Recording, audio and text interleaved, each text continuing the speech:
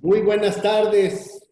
Me da muchísimo gusto que podamos estar juntos a la distancia, en el espacio y en el tiempo, pero juntos finalmente en anhelos, en propósitos, en inquietudes y búsquedas en esta 31ª Feria Internacional del Libro de Antropología e Historia. Corresponde ahora en este conversatorio presentar un libro que está cumpliendo 50 años de haberse publicado por primera vez. Un libro histórico para la antropología mexicana porque marca una especie de proclama de lo que sería la generación crítica de la antropología mexicana, la generación que está rompiendo con la antropología pensada estrictamente como una tarea de Estado y vinculada al programa político y académico conocido en el siglo XX como indigenismo, la generación que ha roto con el régimen que prevalecía en ese entonces, particularmente a partir de 1968. Y se trata del texto de eso que llaman antropología mexicana. Un texto en que interviene Arturo Barman, Margarita Nolasco Armas, Guillermo Bonfil, Mercedes Olivera de Vázquez, que ahora nos acompaña, y Enrique Valencia. Este texto fue publicado recientemente en ocasión del 80 aniversario de la Escuela Nacional de Antropología e Historia. El texto mismo se desarrolla en un contexto difícil de movilización de la Escuela Nacional de Antropología e Historia, que a la postre va a derivar en que prácticamente estos compañeros, estos colegas, tienen que salir de la ENA en protesta porque había sido expulsado nuestro compañero y en su momento director general del INA, Guillermo Bonfil Batalla.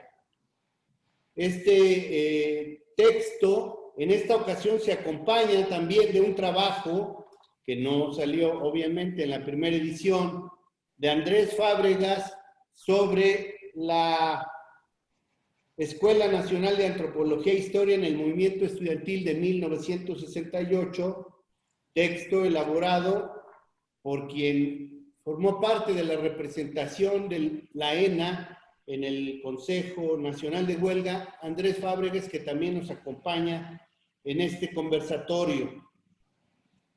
Vamos a empezar el conversatorio con la intervención de Luis de la Peña Martínez, que es el editor de esta edición de eso que llaman Antropología Mexicana en el contexto de los 80 años de la ENA. La edición original salió en la editorial Nuestro Tiempo y después hubo una edición muy conocida para los que entramos a la ENA en los años 70 por parte del Comité de Publicaciones de los alumnos de la ENA, que no solo era un comité de publicaciones, era propiamente una especie de comité de lucha.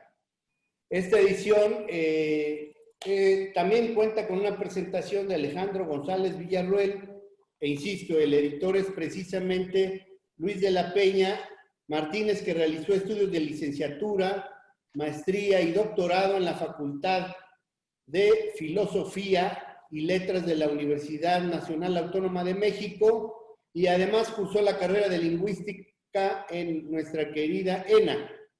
Actualmente es jefe del Departamento de Publicaciones de la escuela, área de la que depende la edición y publicación de Cuicuilco, una muy conocida revista de antropología, y ha colaborado también Luis en diversos proyectos de investigación en la UNAM y también es un gran difusor de la literatura y de la poesía. Luis, adelante. Muchas gracias, maestro Diego Prieto. Pues sí, como efectivamente se ha mencionado, la edición de de este libro fue a propósito de una colección que titulamos 80 años de la ENA, eh, para conmemorar precisamente ese aniversario. Eh, Hay que señalar, yo me voy a referir más que al contenido del libro, precisamente al hecho de la edición. La primera edición, como también ya lo señaló el maestro Prieto, fue en 1970 por la editorial Nuestro Tiempo, que por cierto tenía un lema que decía la cultura al pueblo. En esas ediciones de Nuestro Tiempo se publicaron otras obras también de temas antropológicos, políticos y sociales muy importantes. Habría que revisar precisamente ese tipo de ediciones, porque ahí se dieron a conocer muchos trabajos pioneros en estas áreas, ¿no? Es el caso entonces de este libro, de eso que llaman Antropología Mexicana, que como también ya se dijo, eh, el comité de publicaciones de los alumnos de la ENA lo reimprimió, quitándole nada más la introducción de Editorial Nuestro Tiempo, y circuló, entiendo, en los años 70, todavía en los años 80 por ahí existía, pero en la actualidad ninguna de estas ediciones es fácil de conseguir. Nosotros nos planteamos ese hecho, ¿no? ¿Cómo es que una obra tan importante, tan trascendente, no hubiera sido vuelta a editarse, ¿no? Ya no digo a reimprimir, a editarse. Entonces, con motivo de los 80 años de la ENA, hicimos una serie de publicaciones que tenían este carácter. Por ejemplo, rápido menciono una con trabajos del doctor Bartra, Roger Bartra, sobre sus primeros trabajos publicados en la revista Tlatoani o en la Sociedad de Alumnos de la ENA. También hay un libro, ese sí inédito, de el maestro Barbachano sobre el Museo Nacional de Antropología e Historia, cómo se forma, cómo se funda. En fin, recientemente con esta edición que ahora estamos comentando, de eso que llaman Antropología Mexicana, también hicimos una edición, bueno, dos, una en el libro de Mesoamérica, de Kirchhoff, y otra con un estudio o un debate acerca de este mismo libro. ¿Cuál es el objetivo, el sentido de hacer estas ediciones? En el caso de este libro que nos convoca hoy, 50 años después de su primera edición, yo lo que planteo es precisamente que las nuevas generaciones, yo soy profesor también de la ENA, ¿verdad? Se enfrentan a tener que buscar en bibliotecas, porque, insisto, no es fácil conseguir el libro, estos libros, y a la vez son muy pocos ejemplares, de tal manera que cuando sus profesores les hablan de estas obras que son, pues podríamos llamarlo así, canónicas para la antropología mexicana y en general para la antropología, eh, pues casi no conocen estos libros. Creo que ese es un primer asunto, ¿no? La importancia, la trascendencia y sobre todo ahora que se cumplen precisamente 50 años de dar a conocer esta edición. Yo agradezco precisamente a los organizadores de esta Feria del Libro y a las autoridades del INA que hayan retomado precisamente esta cuestión. En particular le agradezco a la secretaria técnica Ida Castilleja porque yo le di el libro y quedamos de hacer una presentación, como se dice ahora, presencial, pero después de todo este asunto famoso de la pandemia, tuvimos que suspenderla. Sin embargo, ella misma me llamó y me dijo, oye, ¿por qué no hacemos este evento de manera virtual? Y por eso es que nos encontramos aquí. El otro aspecto que es importante es precisamente el señalar la presencia ahora aquí de manera virtual de alguien como la doctora Mercedes Olivera, que precisamente es una de las coautoras del libro. También, como ya el maestro Prieto dijo, se incorpora a esta nueva edición un trabajo del doctor Andrés Fábregas acerca del movimiento estudiantil del 68 en la ENA. Y aquí entramos precisamente ya a un aspecto fundamental. ¿Cuál es esa relación? ¿Cuál es ese contexto en el que surge un libro como este? Me gustaría citar nada más brevemente lo que escribió precisamente el doctor Fábregas acerca de este libro ahí, en este trabajo que ya mencioné. Cito: el movimiento estudiantil de 68 abrió nuevos caminos a la antropología en México, empezando por una crítica más sistemática de la política indigenista, de la actuación del INI y de sus secuelas. Recordemos que en 1970 se publicó el libro colectivo de eso que llaman Antropología Mexicana, que en su momento se tomó como el manifiesto de la generación crítica.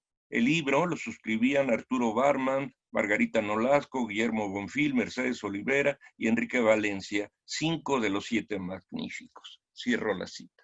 Creo que precisamente el doctor Fábregas, ya él lo explicará mejor que yo, ¿verdad? Nos da el contexto para entender y la clave para entender este libro.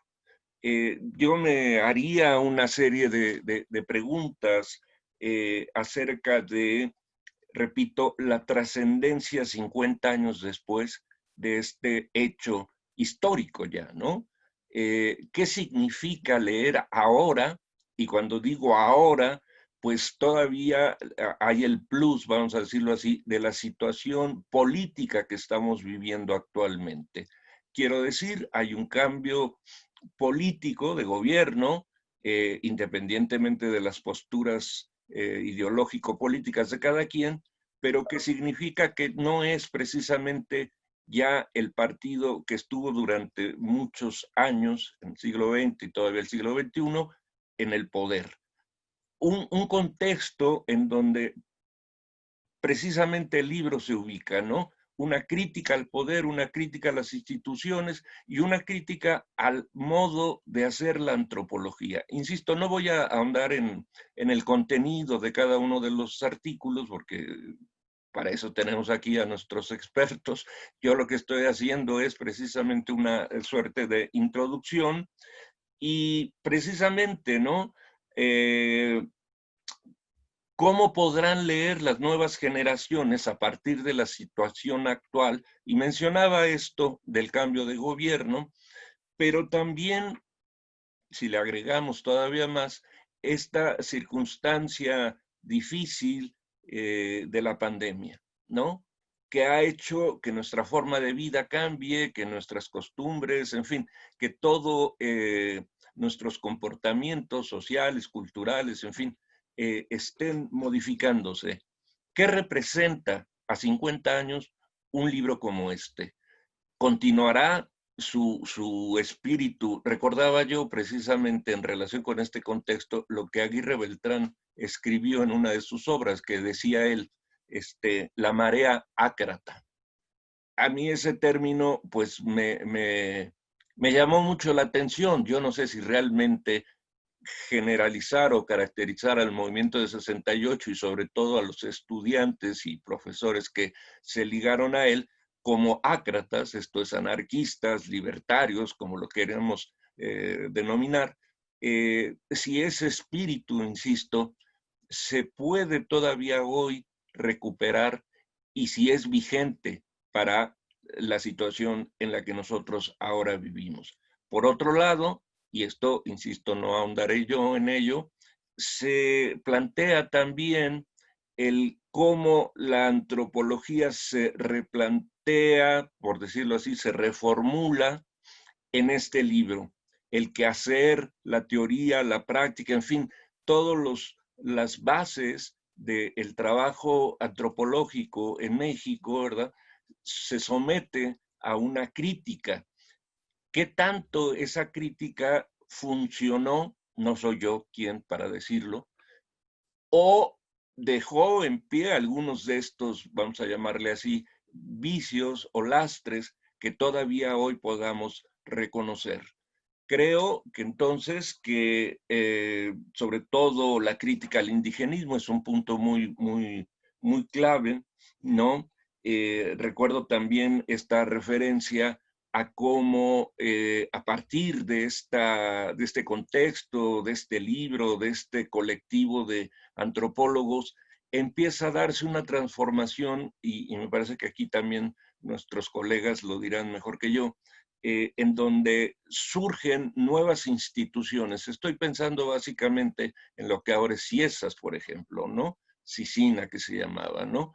Como algunos se hicieron cargo de la formación, de la construcción del propio CICINA y después CIESAS, o bueno, la idea misma de cómo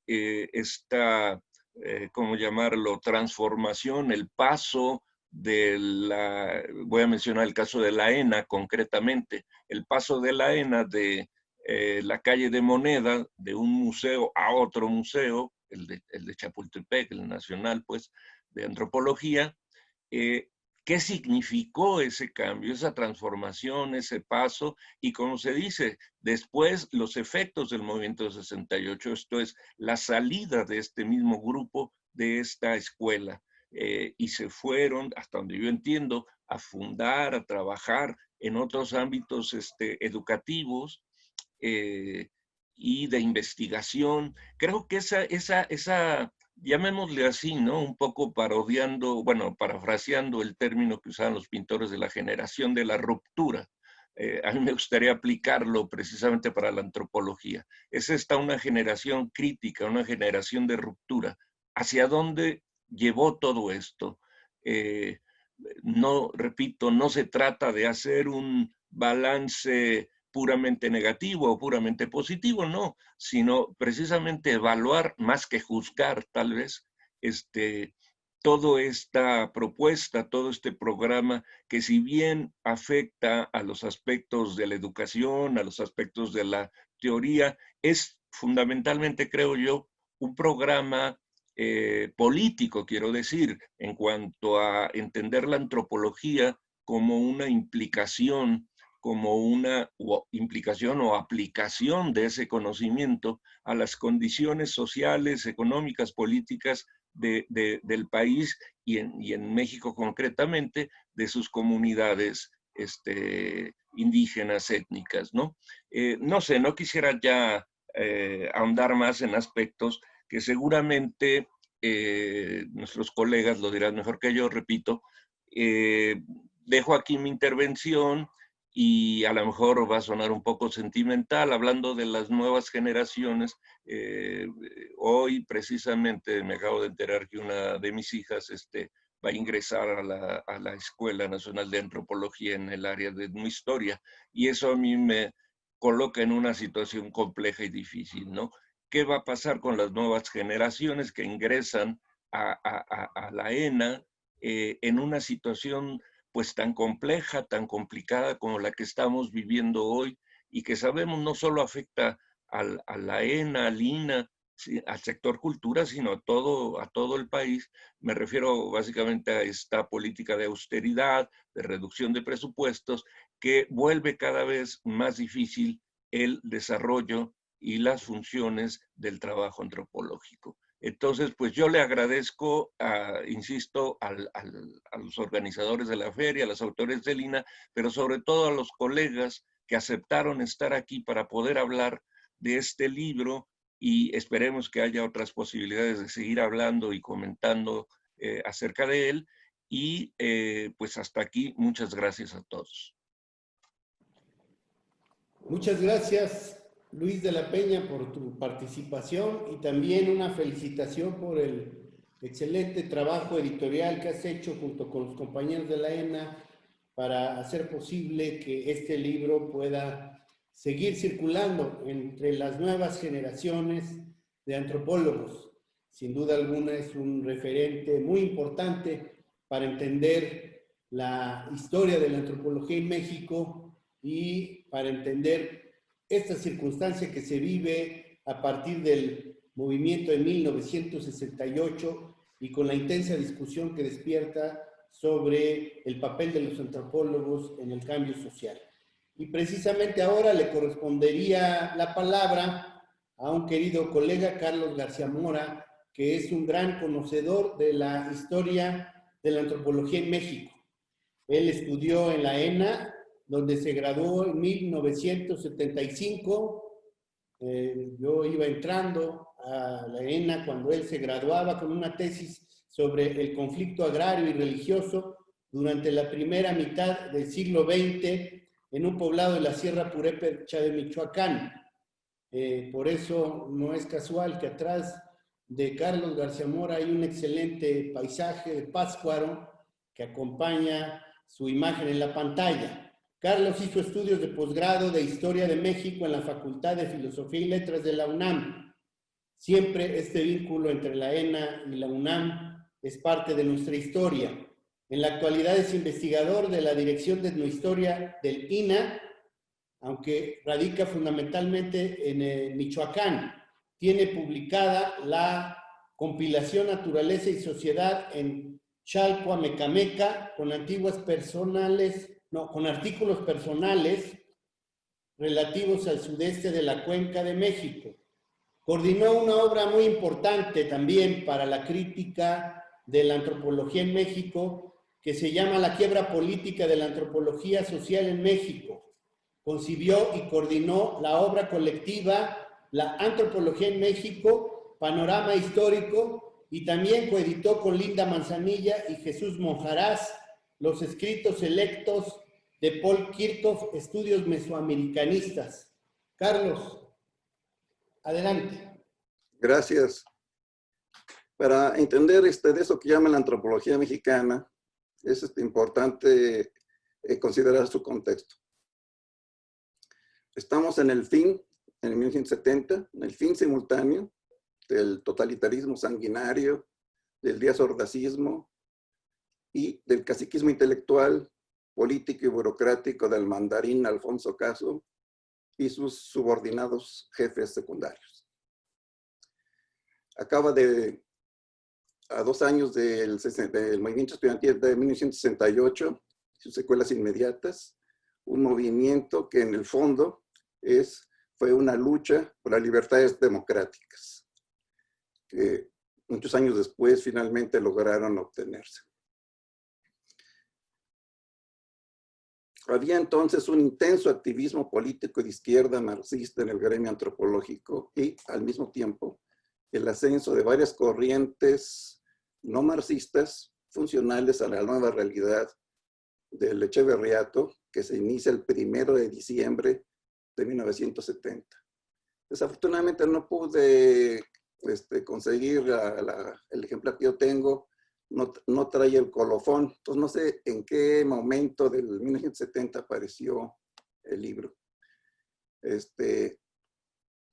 Como sea, y eso por palabras de la finada Margarita Nolasco, ellos, el grupo de autores que hicieron esta obra, vieron que tenían ahí una oportunidad política que había que aprovechar, y de ahí su interés en reunirse para escribir los artículos que formaron los ensayos que formaron este volumen.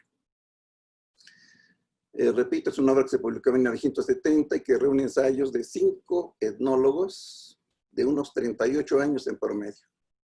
El más joven, Arturo Barman, de 33, Guillermo Bonfil, de 35, Mercedes Olivera, de 36, Margarita Nolasco, de 41, y Enrique Valencia, el mayor, de 43.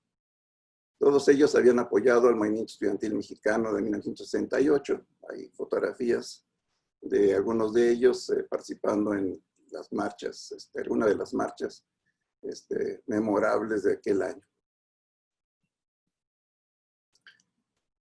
La vigencia de la crítica que está expresada en la obra, a mi juicio, se ha perdido. Sin embargo, y sin la menor duda, permanece su interés histórico. La compilación hace pública la existencia de la corriente cuyos integrantes habían denominado la antropología crítica. En el lenguaje popular, coloquial, en el gremio, algunos de estos autores presentes y otros no presentes en la obra se les llamó los 7 magníficos. lo cual les hizo una leyenda y varias versiones de la origen de este apodo.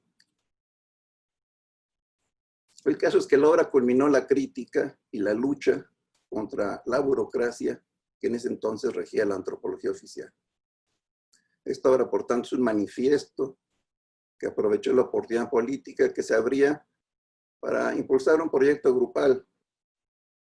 Una manera de decir, aquí estamos, tenemos proyecto y podemos emprender las nuevas tareas post-68. Había en ese entonces otras corrientes de oposición, más claramente de izquierda, que venían desde los años 50, pero esta obra es interesante, muy interesante, porque muestra la corriente que finalmente triunfó y tomó las riendas de buena parte del quehacer antropológico. Este es entonces un parteaguas que tuvo consecuencias, tuvo secuelas que hasta la fecha pueden percibirse o identificarse. Por eso es muy, muy importante, muy interesante. Ahora, quizás ya está de más hablar, por ejemplo, de la relación de antropología y dominio imperialista. Es algo ya tan obvio que ya no ni siquiera se atiende, pues. Sin embargo, en aquella época sí era muy importante hacer ver esta relación.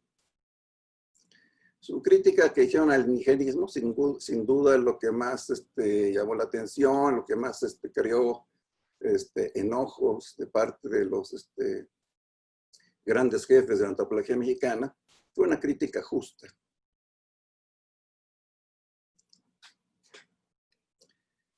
Y también necesaria, pues ya se había vuelto ineficaz el viejo indigenismo que se había quedado congelado en el pasado y en la mediocridad intelectual. El nuevo régimen requería de un indigenismo más dinámico, más acorde con los nuevos tiempos y con los nuevos propósitos de desarrollo rural en México. Cabría hacerse una pregunta. ¿Realmente tenían un proyecto? Bueno, para poder responder esa pregunta había que meterse al archivo, hacer historia oral con los sobrevivientes, revisar bibliotecas, hemerotecas y ver si, aunque fuese de manera inconsciente, existía tal proyecto. Pero por lo menos podemos decir que pugnaban por impulsar la investigación científica actualizada y de alto nivel. Ahora, los muy jóvenes se asombrarán por esto, ¿no? Dirán, pues, ¿y eso es lo que querían? Pues sí.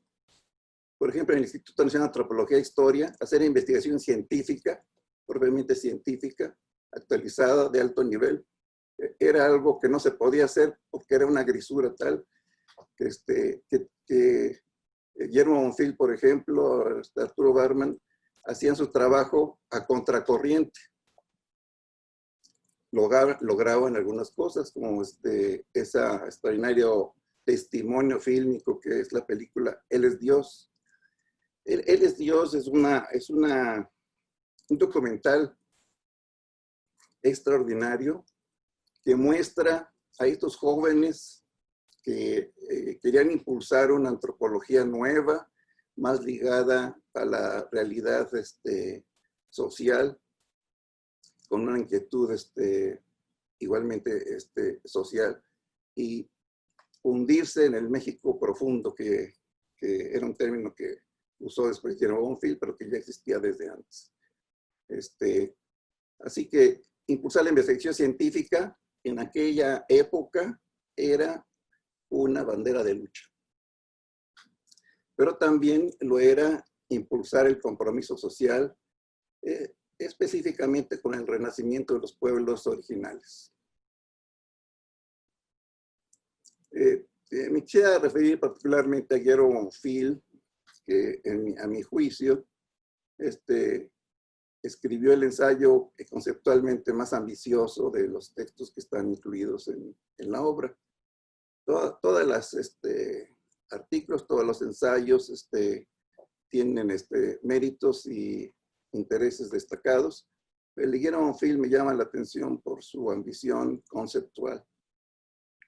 Es sin duda el más destacado miembro de los llamados Siete Magníficos, en mi juicio muy personal. Está apegado su ensayo a la nueva sociología latinoamericana, hace una crítica al integracionismo indigenista y a la subsecuente extirpación de la identidad étnica de los pueblos originales. Ya allí en ese ensayo muestra su vocación etnicista, que después sería tan evidente en los años posteriores. Él descarta la integración y aboga por la autonomía. Introduce el concepto de cultura de clase, algo que en ese entonces no se usaba. Considera que los pueblos originales no son segmentos de clase, pues su cultura está fuera del sistema de clases. Una afirmación discutible, pero que merece la pena considerarse. Él prefiere hablar de dominadores y de dominados. Y sostiene que el conocimiento de los pueblos solo es posible si se considera la opresión que sobre ellos ejercía la sociedad dominante. Cabe señalar que propugnaba una antropología social capaz de comprender los mecanismos de poder y de asumir su compromiso social. Aunque no estaba en desacuerdo con los estudios de comunidad, consideraba que si no se consideraba el contexto regional político y de poder, no podía entenderse realmente la organización de los pueblos originales.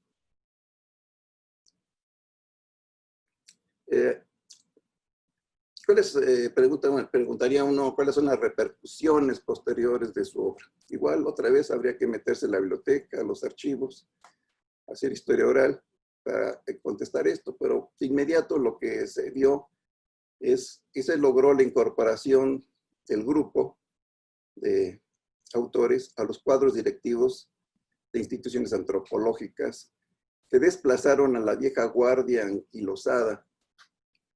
No todos los pequeños caciques, el gran cacique prácticamente murió en ese momento, así que quedó fuera del juego porque se le acabó el boleto de su vida y ya no siguió más. Pero hubo otros pequeños caciques, algunos muy pocos, lograron sobrevivir hasta hace poco, asombrosamente lograron pasar por todo lo que se dio, el nuevo sindicalismo. Ya no pudieron volver a dar órdenes como lo hacían antes. Antes no se podía hacer investigación si no era haciendo lo que el jefe del departamento donde se trabajaba indicaba que había que hacer. Eso dejó de hacerse, el nuevo sindicalismo ya no permitió el uso de los investigadores para sus propios fines personales, por ejemplo. También otra repercusión fue el impulso a la investigación de punta. Esto es muy, muy interesante. Y eso lo podemos comprobar si nos sentamos en la biblioteca y sacamos las obras de investigación que se produjeron en la época y nos damos cuenta de ese renacimiento, ese boom de investigación científica, antropológica que se dio en aquella época. También me gustaría mencionar que surgió de entonces la implantación del seminario como unidad de discusión y también de investigación científica. Eso no se daba antes, o era muy raro. Y con esta nueva generación, el seminario fue la unidad básica de adelanto en la organización del trabajo científico. Ahora podemos ir, con tantos años después, podemos preguntarnos si el seminario realmente logró su objetivo o finalmente también el seminario fracasó. Pero esa ya es otra discusión. También por el hecho de que, excepto una de las autoras aquí presentes, mi maestra Mercedes Olivera. Los demás ya fallecieron. Así que cabe preguntarse qué lograron y qué resultados obtuvieron. Con esa pregunta dejo mi comentario, mi testimonio acerca de esta obra. Gracias, Diego. Muchas gracias, Carlos, por tu participación. Por supuesto que sugieres de manera muy clara este momento de ruptura con la antropología que se venía haciendo hasta los años 60 del siglo pasado. Recuerdo que entraba yo a la escuela y en las manifestaciones solíamos llevar una manta. Alguna vez me tocó colaborar en pintar una de estas que presidía siempre al contingente y que decía por una antropología crítica, científica y popular, que de alguna manera resumía esas tres grandes inquietudes que ha planteado Carlos. Por un lado, la de la crítica, por supuesto, al régimen imperante, la crítica a la manera de hacer antropología hasta ese momento, la crítica a esa especie de encuadre indigenista por un lado y folclorista por el otro, en que se inscribía la práctica antropológica hasta entonces, y la crítica clara al Estado mexicano, al gobierno, y en ese caso particular al propio presidente entonces, Luis Echeverría. La parte científica, que no siempre atendimos, puesto que a veces derivábamos al activismo simplón, la parte científica creo que es fundamental y tiene que ver con la recuperación de un llamado a la excelencia en la investigación y en los estudios antropológicos, que derivó, por cierto, en dos corrientes que a veces se distanciaban y a veces se articulaban. Por un lado, lo ha dicho Carlos, la incorporación del marxismo como herramienta teórica, como andamiaje conceptual para poder abordar la crítica de la realidad social, a veces también como dogma y como cliché. Y por otro lado, el etnicismo que apunta, como lo ha dicho Carlos, Guillermo Bonfil en sus trabajos, y que da lugar a la participación de algunos antropólogos de nuestro país en las declaraciones de Barbados, que son claramente la idea de que no se necesita el indigenismo de los estados, sino el movimiento indígena. Yo creo que es importante lo que apunta Carlos, y ahora quisiera darle la palabra a un joven antropólogo, investigador del INA, adscrito a la Dirección de Etnología y Antropología Social, que es Eduardo González.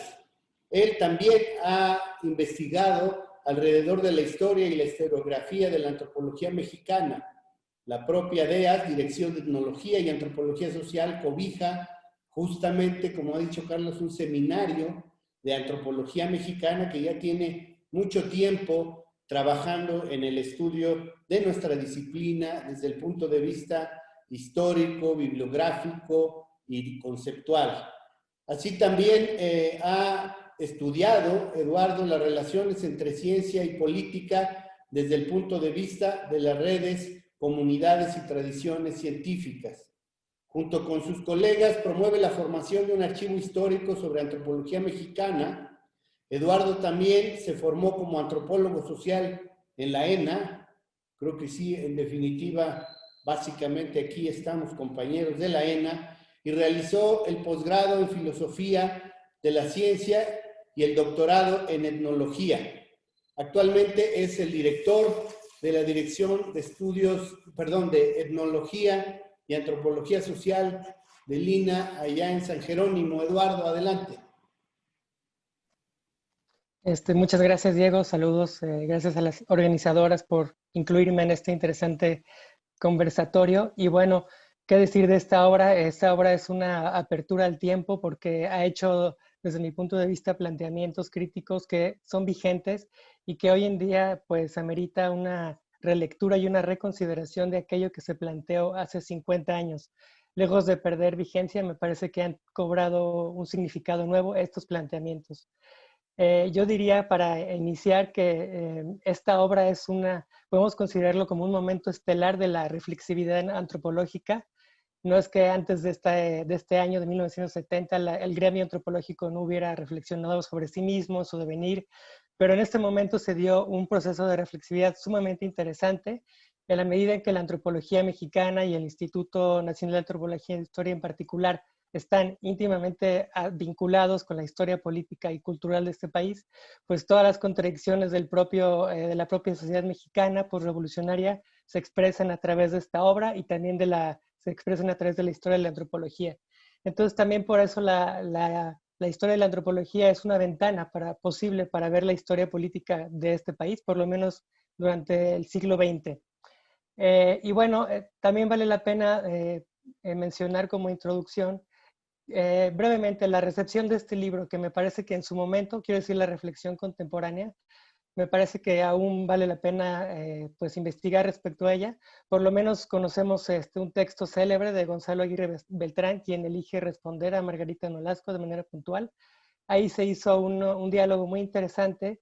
Entonces, bueno, para los lectores de esta obra, creo que el texto de Margarita Nolasco se debería acompañar su lectura con aquel texto de Aguirre Beltrán.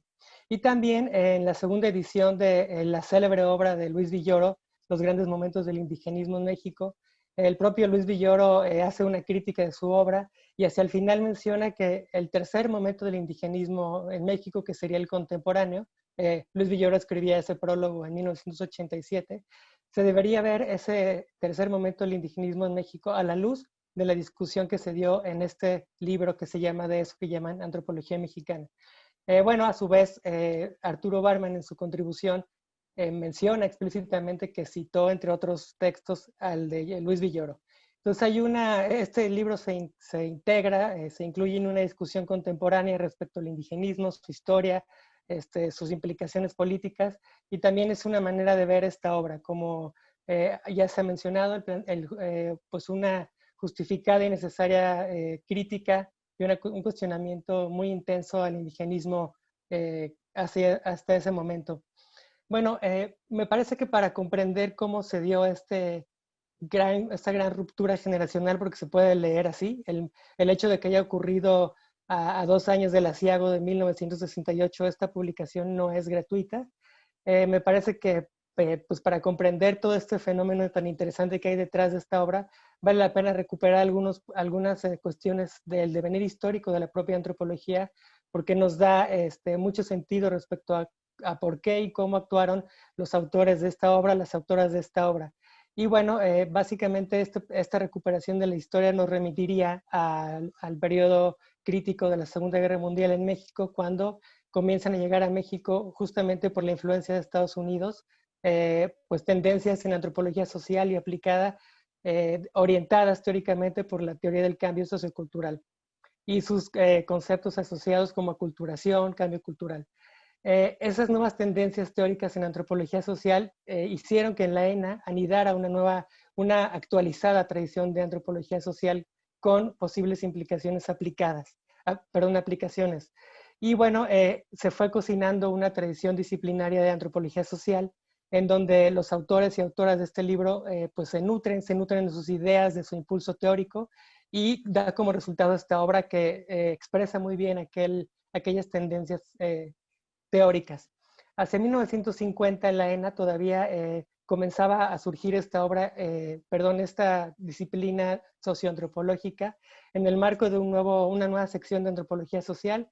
La influencia había llegado de la mano de George Foster, célebre antropólogo estadounidense, de Alfonso Villarrojas. Se comenzó a cocinar la antropología social nueva y fue hasta 1955 a 1965, una década en donde hace eclosión la antropología social de este nuevo cuño y que se expresa en las tesis de licenciatura.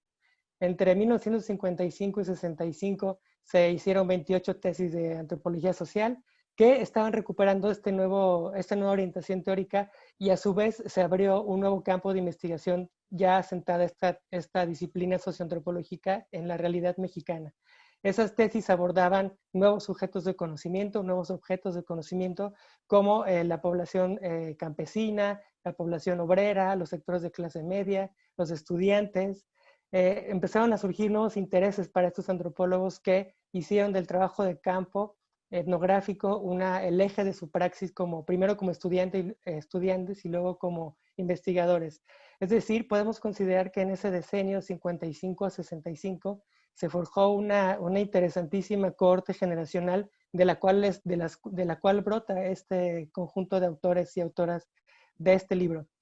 Llegados hacia los años 60, pues vale la pena mencionar que los autores de este libro se titularon justamente entre 1961 y 1963. Estos autores, pues, haciendo eco de esta tradición disciplinaria nueva que hizo, digamos, que potenció la praxis antropológica en el campo, pues solamente de ver los títulos y las cuestiones temáticas que abordaron, vemos un cambio interesante en la antropología mexicana. Guillermo Bonfil, en 1961, se tituló con una de las primeras tesis de antropología aplicada. Nolasco trató el tema de la tenencia de la tierra en su tesis. Mercedes trató el tema de las condiciones socioeconómicas en procesos educativos. Valencia estudió algo que hoy en día, un área temática que hoy en día está teniendo un repunte interesante, que es el estudio de los pueblos originarios de la Cuenca de México. Valencia estudió justamente la Merced, hizo un estudio ecológico y social de una zona de la Ciudad de México. Y Arturo Barman, pues, se tituló con una investigación sobre los procesos de aculturación. Entonces, sus tesis de titulación hablan de una nueva época, de una nueva corte generacional. Vale la pena mencionar también a otros colegas estimados de aquella generación de socioantropólogos que se titularon entre 1955 y 1965 y así a finales de los 60. Podemos contar entre ellos a Yorot González, Andrés Medina, Salomón Ahmad, Roger Bartra, Leonel Durán, Silvia Gómez Tagle, Andrés Fábregas, aquí presente, y Lourdes Arizpe. Ellos tuvieron una experiencia estudiantil, además, que como todos conocemos, coincidió con el año aciago de 1968. Entonces, se cocinó una generación por el curso de la historia, el devenir de la historia, y necesariamente este libro es una manifestación de todo aquello. A partir de 1972, poco después de que se publicara este libro, el instituto dio un vuelco. Muchos de estos colegas se hicieron cargo de los puestos públicos en el instituto, se hicieron cargo de direcciones, de la propia dirección general del instituto. Mercedes Olivera y Margarita Nolasco se hicieron cargo de la dirección del entonces DEAS en 1972. Entonces, esa es una historia que también se puede abordar paralelamente, pero para terminar mi comentario querría señalar la importancia de todo este trabajo que hoy en día estamos comentando, y tiene que ver con que, desde mi punto de vista, haciendo una lectura polémica de la actualidad, tocaron las venas mismas y los nervios mismos de la antropología mexicana y del INA. Ustedes en ese libro, Mercedes y los colegas que ya no están aquí, hablaron de la importancia de la política de la investigación y de un órgano rector que diera sentido a las tareas institucionales. Hablaron de la importancia de la originalidad de la investigación. Hablaron del compromiso político. En el caso del texto de Bonfil, él habló de que el compromiso político fundamental de los antropólogos debería ser el análisis crítico antropológico de la sociedad mexicana. Y se habló en general de cuáles eran en ese momento las posibilidades reales de la antropología. Entonces, lo que ustedes pudieron hacer en aquel momento fue muy importante. Abrieron al devenir histórico la antropología, la actualizaron, la situaron en su coyuntura intensa que les tocó vivir, y plantearon preguntas que hoy en día siguen abiertas y que más bien merecen y ameritan una contestación, por lo menos su discusión. Y bueno, aprovechando que Mercedes está aquí con nosotros, ella se hace una pregunta muy importante desde mi punto de vista en su texto, y que quisiera leer. Se preguntó en aquel momento Mercedes Olivera, ¿qué sería de los sectores dominantes de la población si a través de la investigación antropológica se pudiera entender y estudiar el devenir histórico de las sociedades y de las naciones, y se pudiera orientar su desarrollo? Entonces, de poder abordar siquiera esta pregunta, ya no digamos responderla, podríamos muy bien reorientar, actualizar una política de investigación en el instituto, y me parece que ustedes abrieron el debate y sigue abierto, y así como fue una impronta ética la que aquella generación abordó, no solamente quienes escribieron en este libro, sino toda la generación. Este planteamiento en general es una impronta ética porque se preguntaron a fin de cuentas ¿para qué sirve la antropología? ¿Qué es la antropología? ¿Qué debemos hacer como antropólogos? Y hacia dónde podemos orientar nuestro trabajo. Entonces, además de hacer un cuestionamiento crítico sumamente interesante, también es un cuestionamiento ético. Y bueno, para finalizar también, esta es una buena oportunidad para mencionar que esta obra forma parte de una historiografía genuina de la antropología mexicana, en la medida en que ustedes a partir de fuentes históricas, primarias, secundarias, de revisión de bibliografía, hicieron, así sea fragmentariamente, pero hicieron un planteamiento desde el punto de vista de la historia de la antropología. Entonces, me parece sumamente interesante que para esgrimir un argumento crítico, político, académico y científico, se haya hecho recurso de la historia disciplinaria. Eso también es un gran acierto y un gran aporte de su obra. Y pues bueno, me da mucho gusto estar aquí con Mercedes, con ustedes, y muchas gracias. Muchas gracias, Eduardo. Me parece que ciertamente valdría la pena anotar que la publicación de este libro se da cuando el instituto está cumpliendo 41 años. Ahora tenemos 81 años en INA, de manera que digamos que es interesante porque aparece como una suerte de balance a medio camino que nos plantea la necesidad de reiterar la pregunta que hace Carlos García Mora. ¿Cuál, digamos, es la impronta, el impacto, el resultado, el efecto que tiene, más que el libro como un producto aislado, la crítica, el cuestionamiento que llevan a cabo los compañeros de esta generación y particularmente este grupo de antropólogos que llamaron Los Siete Magníficos? Me supongo que por una película, para quienes son más jóvenes, que fue muy popular en los años 60, con Jules Briner y Steve McQueen, que a lo mejor también les resultan nombres ya poco usuales, que versa sobre 7 pistoleros que son contratados por un pueblo mexicano para salvarlos del azote de un grupo de abigeos, de bandoleros que los tienen prácticamente secuestrados.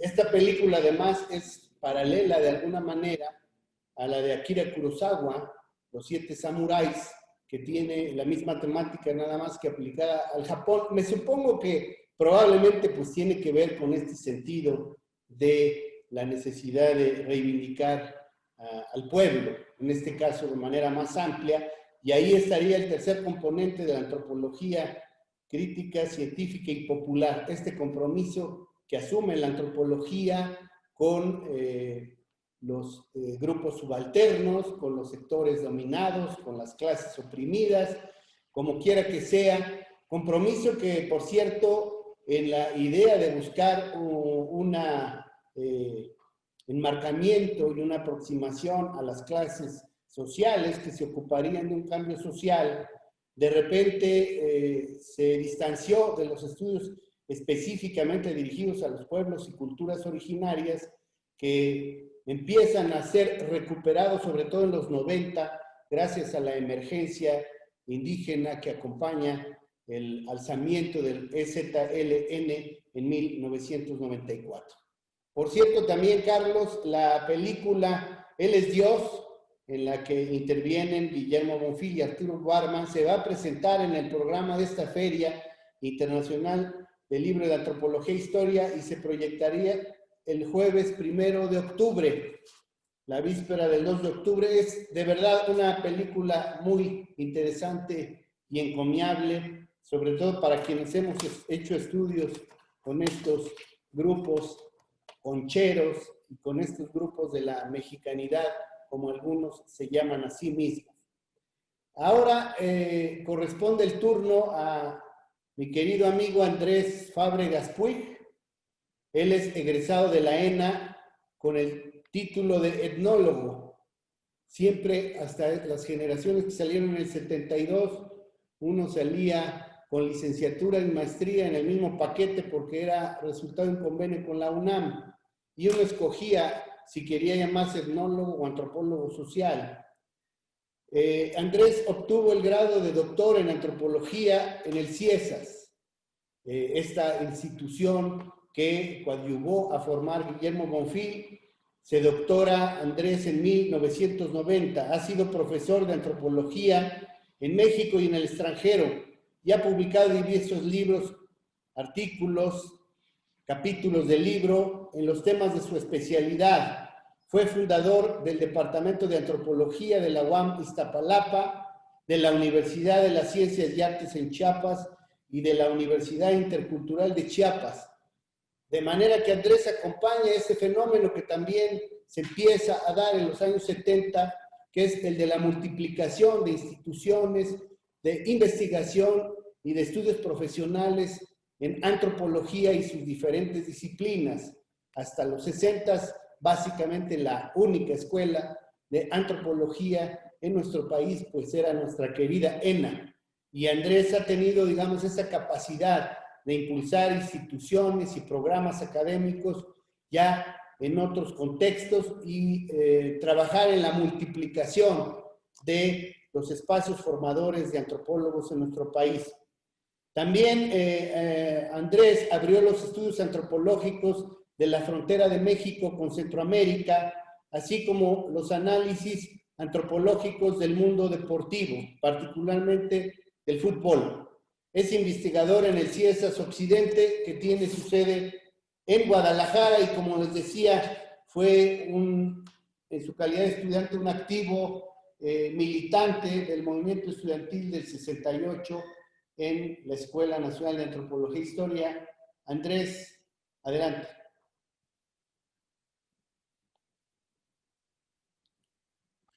Muchas gracias por la invitación. Y lo primero que me sale decir es que me siento con un sentimiento combinado entre muy emocionado y muy honrado, porque la verdad que nunca pensé que un texto mío iría acompañando a quienes fueron maestros generacionales míos y en un libro tan importante como de eso que llaman Antropología Mexicana. Me siento realmente incluso atribulado por ese honor tan grande. Y por otro lado me siento muy contento de que esté aquí Mercedes Olivera, que es una de las figuras señeras de la antropología mexicana y autora, por supuesto, junto con sus compañeros de lucha, de este libro tan, tan emblemático de lo que fue un momento en la antropología mexicana y en la trayectoria de los antropólogos mexicanos. El texto que me hicieron el honor de publicar como anexo narra la participación de la ENA en el movimiento estudiantil de 1968. Y cuando Luis de la Peña me propuso que se publicara ese texto, que en principio fue una conferencia que dicté en la ENA, en el auditorio legendario de la ENA, acepté porque de hecho tiene relación con el libro. Y tiene relación con el libro porque quienes lo escribieron pues fueron nuestros maestros. Y fueron los que inculcaron a mi generación, por lo menos, el espíritu crítico y la revisión del marxismo, como lo entendiéramos, o como lo entendemos, o como lo queramos entender. Pero el no ver en el marxismo a una especie de catecismo del padre Ripalda, sino una guía para pensar y para analizar la sociedad. Y creo que esto salvó mucho a nuestra generación de los dogmas y de cometer errores fundamentales como los que se han cometido en América Latina y han costado tantos muertos en el afán de transformar nuestras sociedades. Por esa razón acepté que se publicara el texto y porque además me parece que merecía la ENA el que se narrara la importancia que tuvieron un grupo muy pequeño de estudiantes si lo comparamos con los grandes contingentes de la UNAM, del Politécnico y de las preparatorias que formaban digamos, el grueso de los contingentes que marchaban en las calles de la Ciudad de México en el 68. Merecimos, como bien lo decía Luis, la etiqueta de ácratas que nos impuso don Gonzalo Aguirre Beltrán, pero también debo decir en descargo de don Gonzalo, que ya murió, que nunca se negó a discutir, que siempre dio la batalla ideológica, nunca rehusó recibir a los estudiantes e incluso estuvo de acuerdo en ir al auditorio Fray Bernardino de Sahagún para discutir sus tesis y decirnos que él era marxista y que como pensaba desde el punto de vista de las luchas de clases, él seguía pensando que los indígenas deberían de convertirse en mexicanos proletarios para hacer juntos con los obreros las luchas que transformaran al país. Y esto me lleva a un aspecto muy interesante, y es que en las discusiones que tuvimos los estudiantes del 68, en las asambleas que se hacían en la ENA, sí se discutió mucho el problema de la articulación entre las luchas de clases y las luchas desde el punto de vista étnico, sin que le encontráramos salida, pero sí se discutió bastante, es decir, cómo articular ambos conceptos en una plataforma que pudiera ser viable para la transformación de México. Es decir, cómo conciliar los intereses de pueblos enteros, que nos decían, por ejemplo, Guillermo Bonfilo, Margarita Nolasco, la propia Mercedes aquí presente, con las luchas de clases de los sectores urbanos de la sociedad mexicana. En esos momentos también nos estaba llegando las teorías del colonialismo interno, que habían sido propuestas, por lo menos en nuestro medio, por Rodolfo Stavenhagen, que no ha sido mencionado acá, pero que vale la pena mencionarlo. Seguramente Mercedes tiene aprecio por Rodolfo, no lo dudo, y por la obra de él. Rodolfo Stavenhagen había impulsado mucho la idea del colonialismo interno y de que deberíamos de entender que los pueblos indígenas de México eran las colonias internas del país. Bueno, esto nos metió a otro rumbo de la discusión muy interesante y se intensificó esta discusión por la llegada del libro de don Pablo González Casanova, La democracia en México, que venía de un sociólogo y que venía de un sociólogo que discutía mucho con Aguirre Beltrán, incluso en discusiones muy enconadas. Aguirre Beltrán llegó a decir que González Casanova no escribía sus textos, sino que lo escribían los estudiantes y él nada más les ponía el nombre, y señalaba una serie de errores en términos de la mención de grupos étnicos, de la localización de los grupos indígenas. Y era una discusión muy cerrada, pero sin duda alguna el planteamiento que hizo González Casanova del colonialismo interno en ese libro sobre la democracia en México, que se publicó en el 66, si no me equivoco, o en el 65, por esas fechas, también caló mucho en el ánimo de los estudiantes. También teníamos muy presentes las luchas estudiantiles anteriores. Yo recuerdo que en el 67 habíamos hecho asambleas para que se nos conversara y para que pudiéramos reflexionar sobre los movimientos estudiantiles que había protagonizado el Instituto Politécnico Nacional en los años 50 y cómo el Estado autoritario mexicano había intervenido con el ejército los internados del Politécnico Nacional y había sacado a punta de bayoneta a los estudiantes de esos internados y había reducido la lucha de los estudiantes politécnicos a base de usar al propio ejército mexicano contra su propio pueblo. Y esto también nos cimbraba las conciencias a los estudiantes Y yo creo que incluso en muchos ya se iba haciendo la idea de que la única manera de transformar al país era a través de la lucha armada. Antes del 68, ustedes saben, había muerto el Che Guevara, que era otra de las figuras importantísimas de mi generación.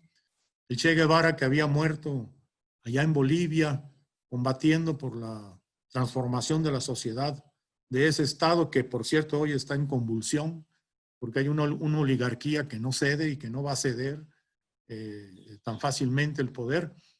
Y esa figura también estaba presente en nuestro ánimo, y no dudo mucho que muchos de mis compañeros, es más, puedo decir que me consta que muchos de mis compañeros ya hablábamos de las luchas armadas, unos a favor, otros en contra. Muchos decíamos, bueno, hay que hacer la lucha antes de la lucha armada, porque nadie sabe cómo termina una guerra. Todo el mundo sabe cómo empieza, pero nadie sabe cómo termina, y nadie sabe los costos terribles que puede tener una guerra.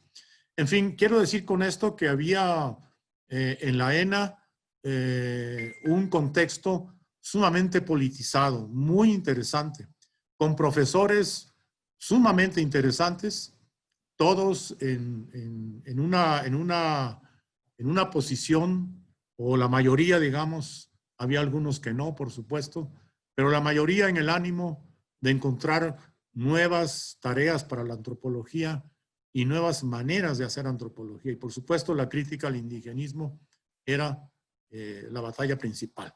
Y lo era porque nuestra antropología nació con el Estado mexicano en el siglo XIX, como lo sabemos todos. No es algo que se ignore. Nació de la mano del Estado, nació justamente en el templo del nacionalismo liberal, que era el Museo Nacional de Antropología. A mí me tocó incluso estudiar todavía en el Museo de Antropología en Reforma. Mi generación fue la que cambió de la escuela que estaba en el centro de la Ciudad de México, en la calle de Moneda. Cuando entramos nosotros, la ENA se cambió al Museo Nacional de Antropología e Historia. Y fue un cambio sumamente interesante porque teníamos en las manos un lugar estratégico para la protesta. Allí inauguramos los sit-ins. Nos venía de los Estados Unidos la idea del sit-in. Y bueno, pues lo que hacíamos era sentarnos a las afueras del museo, y con eso se impedía la entrada de los turistas, que por cierto preguntaban por qué lo hacíamos. Y muchos de ellos daban dinero hasta en moneda extranjera para las luchas estudiantiles.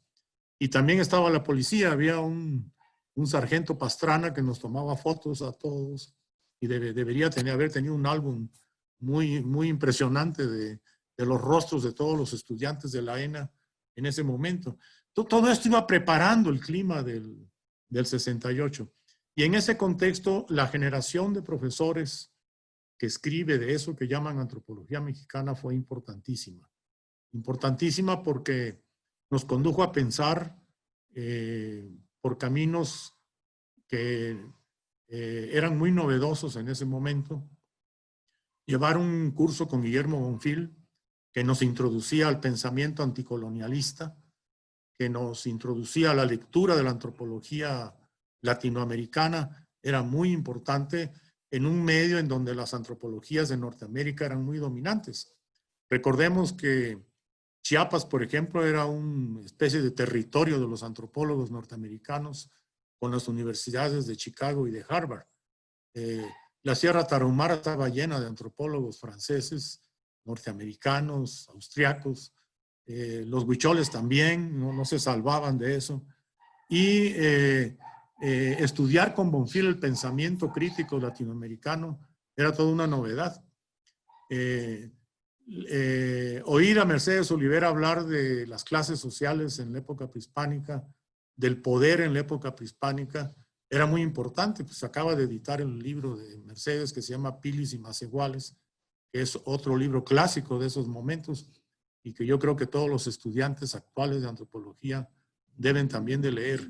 Entonces había toda una época muy interesante que que nos llevaba, visto a la distancia, nos llevaba a lo que fue unirnos a los estudiantes que protestaron en 1968. Creo que lo dijo Carlos García Mora, fue un movimiento contra el autoritarismo del régimen, un movimiento por la democracia, un movimiento que los estudiantes de antropología acogieron como suyo, porque estaba de acuerdo con estas nuevas visiones que se estaban trazando de una antropología militante, pero de una antropología militante no panfletaria, sino de una antropología militante de alto nivel, digámoslo así, una antropología militante que le llegara a las entrañas de la sociedad mexicana, que fuera capaz de no solamente estudiar el indigenismo, sino de entender a la sociedad mexicana en toda su complejidad y de poder describirla, explicarla y poder visualizar los caminos del cambio desde una antropología crítica. Y por eso dimos en llamar al libro de eso que llaman Antropología Mexicana, el Manifiesto de la Generación Crítica. El 68 tuvo sus secuelas, me parece que lo digo en el texto también. Efectivamente, en 1971, el día del jueves de Corpus, el 10 de junio, hubo otra represión terrible. Volvimos a salir a las calles. Yo iba con Bonfil. Habíamos comido en casa de, me parece que en el departamento de uno de los amigos de Bonfil, de Zorrilla, y decidimos que teníamos que irnos a la marcha, a la manifestación. Me acuerdo cómo nos impactó el ver venir a los halcones que venían gritando Che Guevara para atraer a los estudiantes a una trampa, y cómo Bonfil me jaló y me dijo, vámonos, pero en sentido contrario, porque estos nos van a apalear, nos pueden matar. Cómo corrimos esa tarde, cómo nos encontramos con Margarita Nolasco, que estaba completamente desolada porque no encontraba a su hijo, después lo encontró, y cómo platicamos de que volvía la represión, de que el régimen autoritario no se había ido, de que aquello de que arriba y adelante que decía Luis Echeverría era otra simulación, de cómo el Estado mexicano volvía a mostrar su verdadero rostro detrás de la máscara en la que se ocultaba, y pues volvió otra vez a repensarse por muchos de nosotros cuáles eran las temáticas que teníamos que abrazar en estos nuevos contextos de la antropología. Estudiar al Estado, por ejemplo, a las estructuras de poder en el mundo rural y en el mundo urbano, estudiar la formación de regiones, la diversidad mexicana, cómo todo este complejísimo panorama podía caber en una teoría que pudiera articular otra vez las luchas por la reivindicación cultural y las luchas por las reivindicaciones de clase. Es el momento en que surgen los trabajos también de la cultura obrera, con mi muy querida amiga Victoria Novello, que murió hace poco y que también estuvo en el 68, que fue pionera también en el estudio de la cultura obrera, en el estudio de los artesanos y de la producción artesanal. Juan Luis Ariego, que comienza a estudiar a los mineros. Comienzan los antropólogos a meterse en el mundo proletario en serio, no solamente a leerlo en la teoría marxista, sino a verlo en sus hogares, a platicar con ese mundo proletario en sus casas, a ver cuál era la cultura de ese mundo proletario y cómo podía articularse con ese campesinado que yo había visto con Bonfil, por ejemplo, en Amecameca. Por cierto que mi tesis con Guillermo Bonfil no fue sobre la economía de Chalco Amecameca o la lucha de clases en la región de Chalco, sino sobre el nahualismo, es decir, sobre un elemento de la visión del mundo de los campesinos. Creo que fue de las pocas tesis de ese momento que no se hicieron sobre cuestiones de economía y de lucha de clases. Habría que revisar las tesis de ese periodo, a ver cuántas están dedicadas a discutir las visiones del mundo, del campesinado y del campesinado indígena, y de un campesinado que estaba rodeando la Ciudad de México, como era el de lo que Bonfil llamaba la región de Chalco, Amecameca. Pues de todo este contexto está rodeado ese texto que escribí, que fue en el inicio de una conferencia. Para terminar, debo mencionar que fueron muy importantes también las teorías de la dependencia, que nos venían de aquellos seminarios que se hicieron en Chile para revisar también la obra de Marx y enfrentarla a la realidad latinoamericana con Vania Bambirria, con Teotonio dos Santos, con Rui Mauro Marini. Textos que realmente fueron muy importantes. Y luego ya vino Emanuel Wallerstein con la economía mundo, y todo esto se unía pues a esta inquietud por ir haciendo una nueva antropología. Finalmente creo que es muy importante también acordarnos de una carta que escribe Mercedes Olivera a Guillermo Bonfil. Es una carta, dicho en lenguaje coloquial, maravillosa, porque al mismo tiempo que Mercedes dice en esa carta, estuvimos en desacuerdo en muchas cosas, nunca se perdió la amistad, nunca se perdió la solidaridad, luchamos juntos y aquí estamos, ¿no? Es una carta que deben leerse en las aulas y discutirse, y que está publicada en la revista Desacatos que publica el CIESAS. Con esto quisiera terminar y agradeciendo mucho que me hayan invitado a estar en este conversatorio y de nuevo a reafirmar, redundar en que para mí ha sido un honor muy señalado el que un texto mío aparezca ahora en de eso que llaman antropología mexicana. Muchas gracias. Sí, muchas gracias a ti, Andrés, por tu participación y por el texto que se anexó a esta edición de la obra publicada ahora por la ENA en el contexto de sus 80 años. Y también con el recuerdo muy sentido de nuestra querida Victoria Novello, que se fue en esta difícil circunstancia, y a quien siempre recordaremos por su simpatía y porque abrió campos importantes en el estudio de la antropología del trabajo, de la antropología y los estudios obreros, de los estudios del arte popular, de la artesanía y de la cultura popular en general. Bueno, pues está ahora con nosotros, ya lo hemos dicho, Mercedes Olivera Bustamante, quien formó parte de este grupo al que se le denominaba Los Siete Magníficos, quien presenta uno de los textos de esta obra, de eso que llaman la antropología mexicana. Particularmente el suyo se intitula Algunos problemas de la investigación antropológica actual.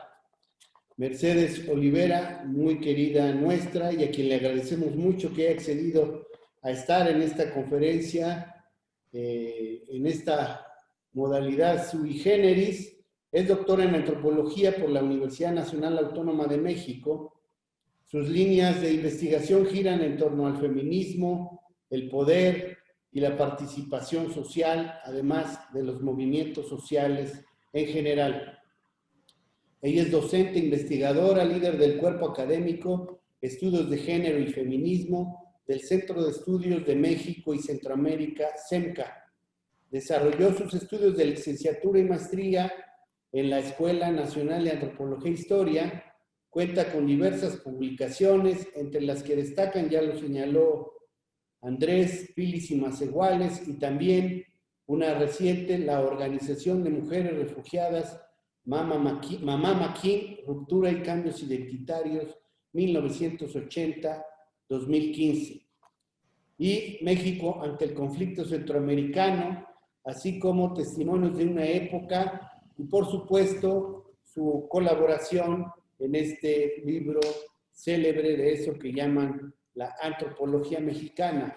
Mercedes también fue directora de la ENA de 1979 al 82, justo cuando la escuela se estaba trasladando de Chapultepec a Cuicuilco. Ella es la primera directora de nuestra escuela en su sede de Cuicuilco, con toda la complejidad que tuvo este cambio, y bueno, esperando también que esta escuela pueda tener una nueva época en virtud de las movilizaciones y de la intensa discusión que ahora se desarrolla en la escuela, incluso en la distancia, pero seguramente que se intensificará ahora que regresen los compañeros, estudiantes y maestros a las aulas. Mercedes, pues, con mucho gusto de escucharte y de tenerte entre nosotros, con muchísimo cariño. Adelante. Es mucho gusto también para mí, ¿verdad? Estar con Andrés, estar con los compañeros como Carlos García Mora, Luis de la Peña, ¿verdad? Y los nuevos compañeros como Eduardo González. Me da mucho gusto haberlo conocido, aunque sea por este medio. Sí. Creo que pues ha sido esta una magnífica oportunidad para recordar una etapa de la historia de la Escuela de Antropología y de la Antropología Mexicana. ¿Sí? Yo creo que lo que hemos escrito, los que fuimos los jóvenes antropólogos, ¿sí? En relación a la antropología mexicana, era como el romper el velo de la historia para renovar un poco la visión de la antropología hacia los problemas sociales actuales. ¿Sí? Este papel que nos tocó a mi generación y un poco a las siguientes, sí, es un papel muy importante porque le dio un nuevo carácter a la antropología, ¿verdad? De ser el estudio del pasado fundamentalmente, ¿sí? A proyectarse hacia la actualidad, pero también hacia, podemos decir, preparar un futuro de la sociedad mexicana diferente, ¿sí? ¿Verdad? Yo creo que la historia de nuestra antropología aporta mucho, ¿sí? A la historia de la sociedad mexicana en cuanto a que es una visión desde el punto de vista comprometido con las transformaciones sociales del mundo mexicano, que estaba un poco, a ver, después de todo el proceso revolucionario y de muchos cambios, vino una etapa como de rezago, ¿verdad? De asentamiento tal vez, ¿sí? Y nos tocó a la generación de los antropólogos críticos, ¿verdad? Un poco retomar la vitalidad, hacer renacer la vitalidad de la antropología, yo diría, ¿sí? Yo no sé si esto es mucho, demasiado, ¿sí? Pero no es por nosotros, sino por la antropología misma, que adquirió nuevas formas de ver el mundo, ¿sí? ¿Verdad? Dentro de posiciones serias, fundamentadas históricamente y teóricamente, ¿sí? ¿Verdad? Se inició una nueva etapa de la antropología en la que compañeros como Andrés y las personas de su generación, Teres Rojas, etcétera, ¿verdad? Son ya los herederos de esta etapa de crisis que nos tocó vivir a la generación de Guillermo Bonfil, de Arturo Barman, de Margarita Nolasco, Juan José Rendón Monzón, que podemos decir nos tocó dar el paso de una antropología muy clásica, ¿sí? A la antropología pues muy viva, muy llena de contradicciones y de problemas, ¿sí? Y que vivimos nosotros muy intensamente, ¿sí? Yo creo que es una etapa de la antropología que no está suficientemente documentada, ¿verdad? Y que allí, como Carlos García Mora ha hecho estudios de la historia de la antropología, ¿verdad? Conoce muy bien esta etapa, ¿verdad? En la que coincidieron pues elementos del presente, ¿verdad? De ese momento, ¿sí? Que no solamente fue el 68, sino pues fueron muchos momentos de esa época, ¿verdad? El 72 también, ¿verdad? Todo el surgimiento de una nueva, podríamos decir, una nueva participación de los estudiantes en la vida de México, ¿sí? A mí eso me parece algo muy importante y que no se ha estudiado suficientemente o no hemos hecho suficiente énfasis, ¿no? en esta etapa. Bueno, yo hasta allí dejo para que haya tiempo de hablar, porque por ahí salió un anuncio de que solo quedan 5 minutos. No, no te preocupes, tienes posibilidades de hablar todo lo que quieras, Mercedes. Yo invitaría a los integrantes de este conversatorio, si quieren hacer alguna participación breve. Se ha respetado escrupulosamente el tiempo programado, de manera que perfectamente podrían intervenir en un espacio de 3 a 5 minutos quien quisiera hacer un apunte final, digamos, en el sentido del cierre de estas participaciones. Luis, Carlos, Eduardo, Andrés, y bueno, por supuesto, Mercedes, si quieren tomar la palabra, con mucho gusto.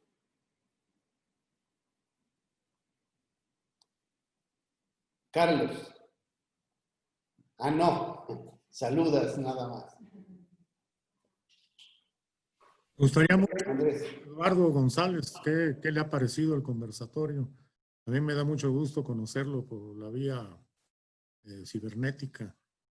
¿Qué piensa un joven antropólogo actual? Bueno, pues para empezar, ¿no? La lectura de este libro y en general este conversatorio lo que hace es generar un sentido de identidad gremial, profesional, también institucional. Uno perteneciente a otras generaciones se reconoce en el devenir histórico, se reconoce como parte de una tradición crítica que fue la que ustedes pues lograron sacar a la luz y detonar. En ese momento se hizo pues una masa crítica, las que son necesarias para detonar cambios. Entonces, pues también es una lección a la luz de la historia y de la distancia, pues digamos, arrimarse y apropiarse de estas tradiciones críticas. La lectura de este libro contemporánea a la luz de la actual coyuntura también pues deja esa enseñanza, ¿no? Y una enseñanza adicional es ya en el terreno de la historia de la antropología es que pues en ese momento cambió la voz de autoridad. Antes de los 70s, antes de la publicación de este libro, quien escribía la historia institucional o de la antropología como disciplina científica eran pues los grandes hombres o como se ha llamado, los grandes caciques de la antropología, quienes tenían el control de la narrativa histórica. Pero en ese momento ustedes retomaron, digamos, la tarea de escribir su propia historia y al hacerlo, pues, se convirtieron en sujetos políticos de la propia historia de la antropología. Entonces, pues, es una enseñanza, es formativo, ese libro es, en ese sentido, es pedagógico para quienes estudiamos antropología en la actualidad. Y pues, bueno, finalmente se detonó una reflexión de muchos niveles, gremial, política, ocupacional, ideológica. Y bueno, a partir de ahí la historia de la antropología se ha diversificado. Y pues como lo comentaba Mercedes hace un momento, Carlos García Mora ha hablado de aquel periodo tan intenso. Y bueno, vale la pena resaltar que en la historiografía antropológica mexicana es célebre un periodo que conocemos como el periodo de la época de oro de la antropología mexicana, que se abre aproximadamente entre 1940 y 70. Con ustedes se termina ese periodo, no solamente termina un periodo de la historia política del país, sino también de la antropología, y es el inicio de quizás podemos pensar del periodo contemporáneo de la antropología. Entonces, con más razones que hay una gran identificación de temas, de posturas, pero sobre todo de la recuperación crítica y reflexiva de nuestra disciplina, y todavía, como lo comentaba en mi intervención anterior, estas preguntas que ustedes hicieron yo creo que siguen abiertas, y en cada momento histórico nos toca la responsabilidad de intentar darle respuesta.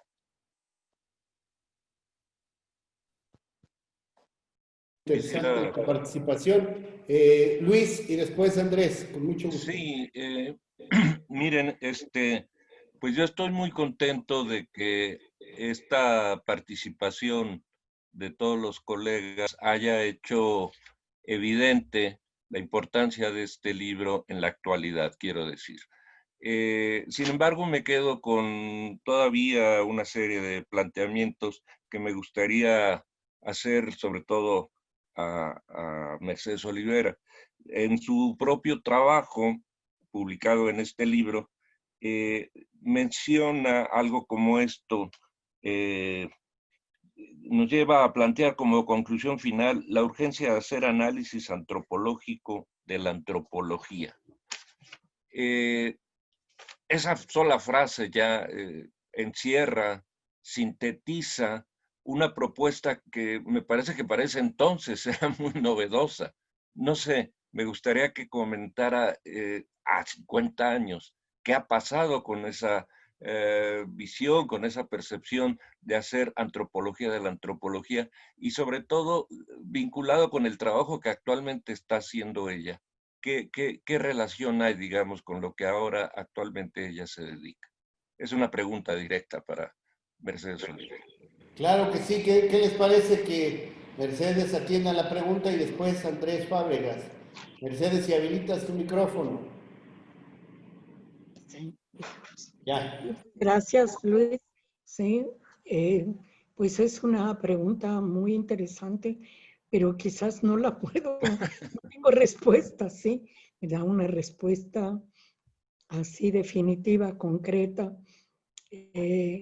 Creo que la antropología se ha caracterizado por la posibilidad de los aportes colectivos e individuales, ¿verdad? Y poder hacer de esta ciencia un camino para entender a la sociedad mexicana, ¿sí?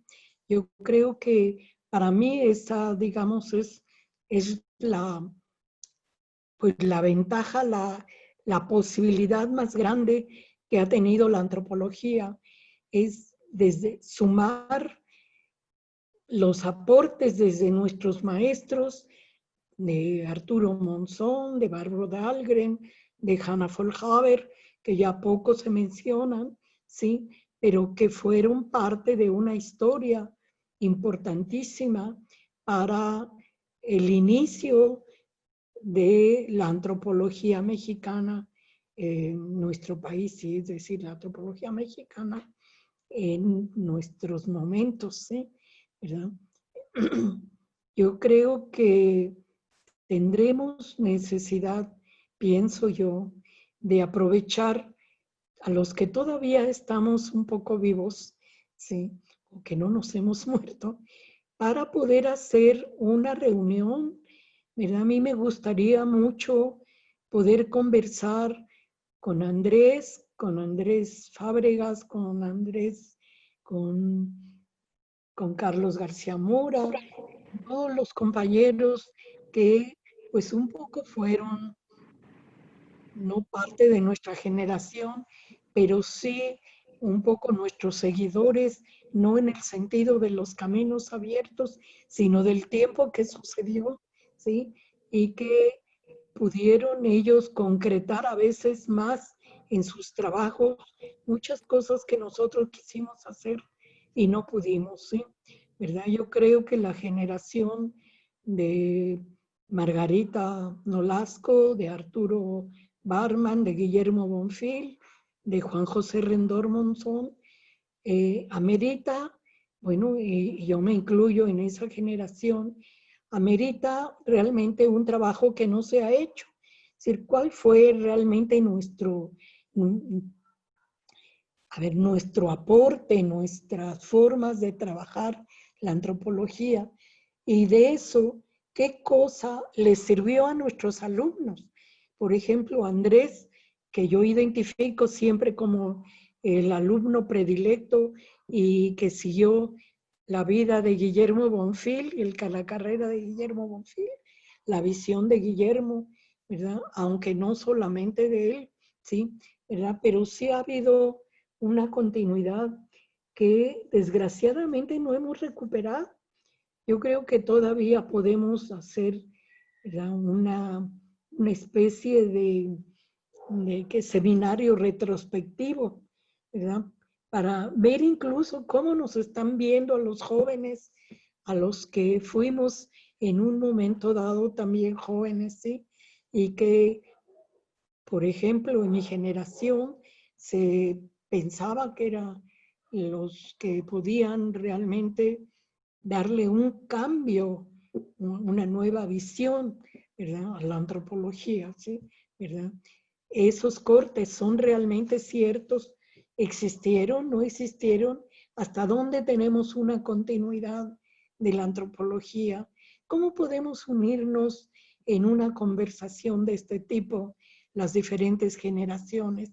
Digo yo, porque no es nada más tener la visión de Carlos García Mora o de Andrés o mía, sino que pudiéramos realmente poder, pues, conversar, conjugar, ¿verdad? Y ver qué de todo lo que hicimos o no hicimos ahora están haciendo los nuevos antropólogos y qué, pues, qué cuestiones críticas tienen las nuevas generaciones hacia lo que hicimos o no hicimos los antropólogos de mi generación y quizás las generaciones anteriores, ¿sí? Bueno, yo propongo que en algún momento hagamos ese seminario, esa consideración, ¿verdad?, como para recuperar en voz viva todavía de muchos actores que hay, ¿verdad?, esa historia que no está escrita todavía, ¿sí? Bueno. Claro que sí, Mercedes, pues ya retomamos tu planteamiento. Creo que con Eduardo González y los colegas de la DEAS y el Seminario de Antropología Mexicana podríamos pensar en esta reunión o serie de reuniones en donde abordemos precisamente el balance de lo que representó toda esta generación que acompaña también, por cierto, esta publicación célebre y que como pocas ha durado, que es la de la nueva antropología.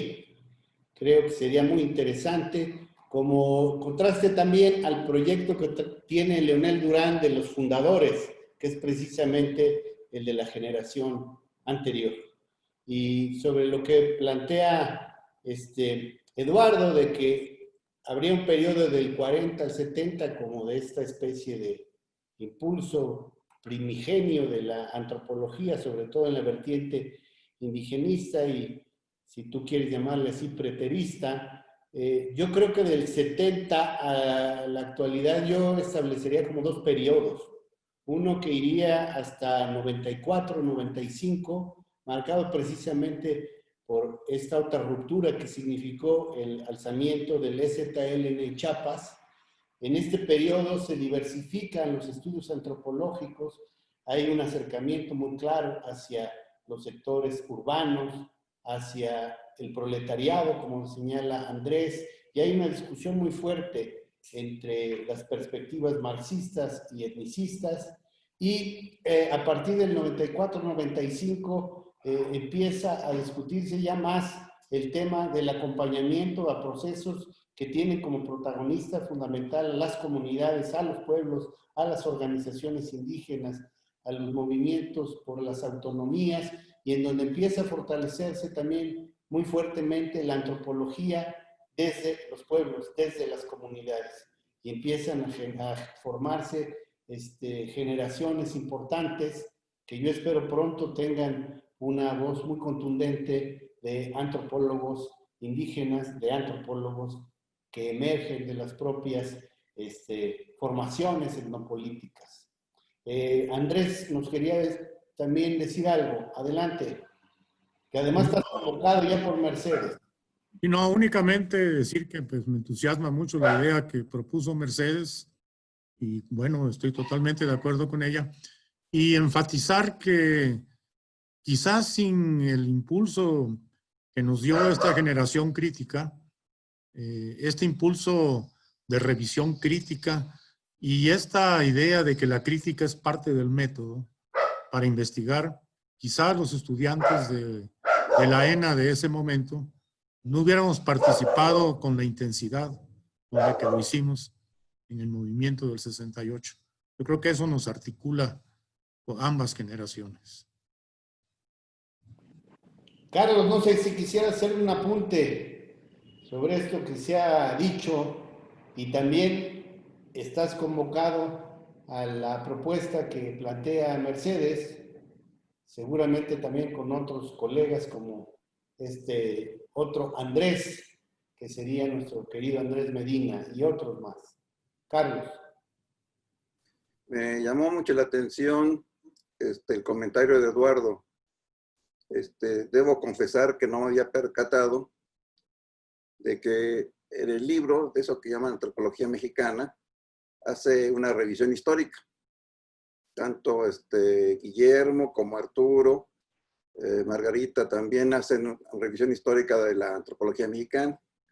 Quizás hoy esas revisiones las veamos muy cortas, muy superadas, pero hicieron algo que yo no me había dado cuenta. Le quitaron la voz de autoridad a los grandes caciques. Yo recuerde, por ejemplo, la historia de la arqueología la escribió Ignacio Bernal, y nadie más podía hacer la historia magna sobre la arqueología. Y así. Entonces, no haya percatado de eso. Esto es muy interesante ver que en esa generación es cuando se le retira la voz única y monopólica de la autoridad histórica de la propia antropología mexicana. Y sin duda, pues todo ese boom de trabajos de historia de la antropología que dieron, por ejemplo, lugar al seminario que fundó Mechtilruch sobre la historia, filosofía y antropología de la antropología en México, ¿no? Que debe tener unos, pues por lo menos 20 años o más, ya Eduardo a lo mejor me puede ayudar a recordar cuántos años, y que junto con Luis Vázquez León fundaron. Después Luis se retiró y el seminario ha continuado. Por cierto, Luis Vázquez León es el que más consecuentemente ha hecho antropología de la antropología. No recuerdo ahorita el título de su libro, pero hizo una antropología de la arqueología. El libro está publicado, está disponible. Y bueno, la misma Mechtilruch pues, ha hecho estudios históricos, específicamente sobre el Museo Nacional, etcétera. Y ya hay muchos estudios de historia de la antropología mexicana. Digo estudios científicos, ya son trabajos de archivo, de historia oral, de hemeroteca, de biblioteca. Ya son investigaciones propiamente dichas, no ensayos como se hacía antes, pues de memoria y expresando el conocimiento general que se tenía, como lo hacía Alfonso Caso, el mismo Aguirre Beltrán, que tenía estudiantes que le fichaban los libros. No sabía que Aguirre Beltrán había acusado, no recuerdo a quién mencionó, Andrés Fábregas,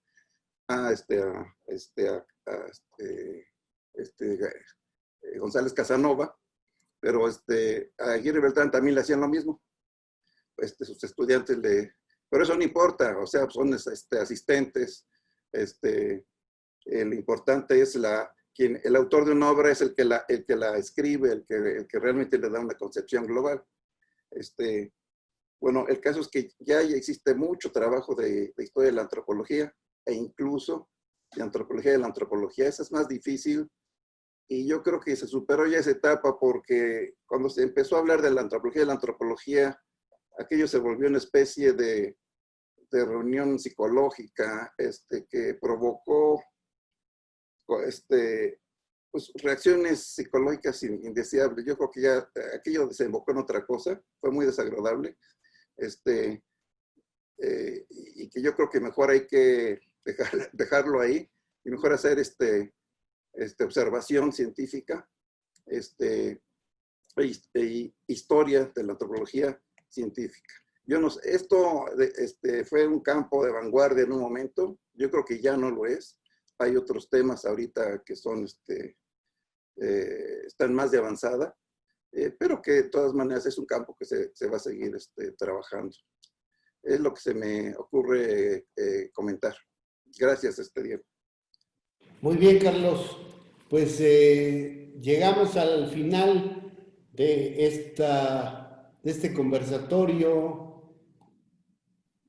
diferido, pero los invitamos, por supuesto, a que a través del chat y con la presencia ya en tiempo real, como ahora se acostumbra a decir, de los propios compañeros que están ahora formando parte de este conversatorio, nos hagan llegar también ustedes sus preguntas, sus reacciones, sus comentarios a esta conversación que ha sido de la mayor importancia para hacer el balance del estado en que se encuentra la antropología de nuestro país.